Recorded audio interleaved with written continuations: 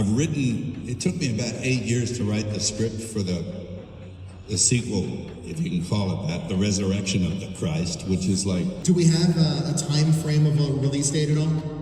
No. For nearly 20 years, one question has remained unanswered for millions of viewers around the world. When will Mel Gibson finally release The Resurrection of the Christ, and why has it taken so long? That's been working its way out too, and that took longer because that's a bigger story. Since the unprecedented success of The Passion of the Christ in 2004, audiences have expected a follow-up. Yet unlike typical sequels that move quickly into production, The Resurrection of the Christ has followed a very different path, one defined by silence, patience, and deliberate restraint. That whole huge story, you have to start with the fall of the angels, you know?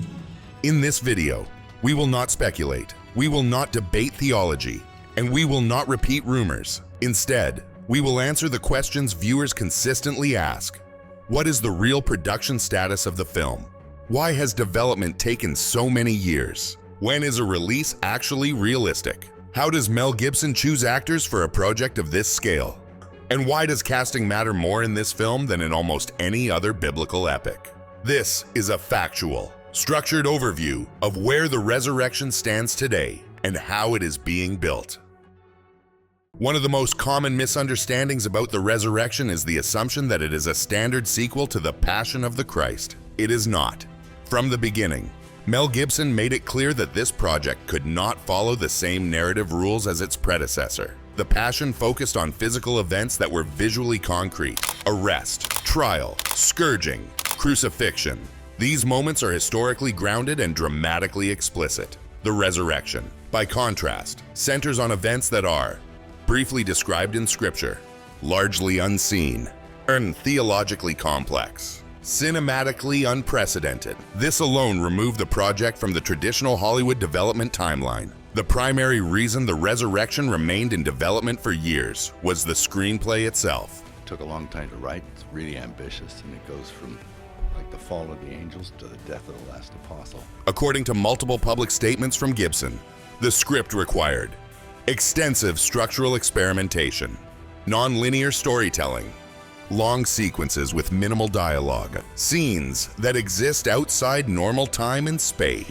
To really tell the story properly, you have to start with the fall of the angels. You need to go to Sheol. Unlike most scripts, this one could not rely on continuous character interaction, exposition-heavy dialogue, familiar three-act pacing. Instead, the writing process focused on atmosphere, progression, and meaning, elements that take significantly longer to refine. This is why the script went through numerous revisions over an extended period, becoming the backbone of the entire production timeline. In modern filmmaking, studios often greenlight projects before all creative elements are finalized. This allows production to move quickly, but at the cost of creative certainty.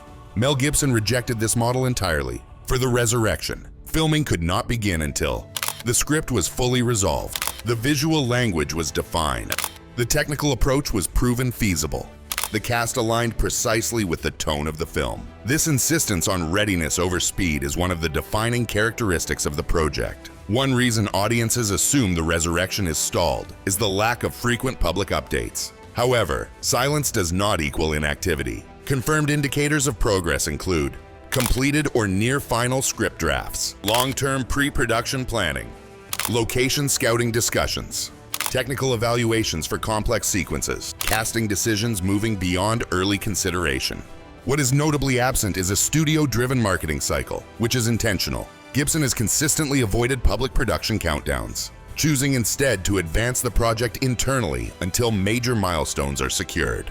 Audiences often ask why a specific filming date has not been announced. The answer is practical rather than mysterious, because The Resurrection depends heavily on precise casting availability, seasonal lighting conditions, controlled production environments, complex post-production workflows. A premature filming date would create pressure to compromise. By withholding fixed dates, the production maintains flexibility, one of the key reasons the project has retained its original vision for so long. Unlike studio franchises, The Resurrection does not operate on a preset release calendar. However, realistic projections can still be made based on the scale of production, the technical demands of post-production, the absence of overlapping franchise commitments. Based on these factors, the most responsible conclusion is this: the film will not be released until every major production phase is complete, including extensive post-production.